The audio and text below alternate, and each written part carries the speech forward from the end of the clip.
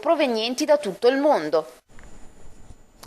Cambiamo argomento, parliamo adesso di sport, di credito sportivo, di Regione e del CONI che hanno siglato un accordo che viene rinnovato per aiutare appunto le società sportive e anche i comuni che possono accedere ad un credito agevolato appunto. Sentiamo l'intervista con l'assessore Giorgetti.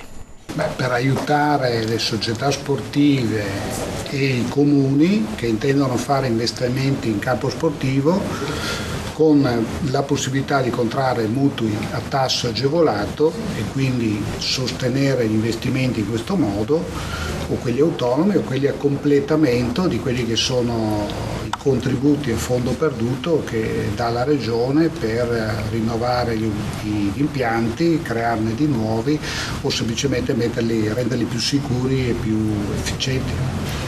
Rivolgersi al CONI che è in grado di dargli tutte le indicazioni del caso e farsi tramite poi per spiegare quali sono le procedure.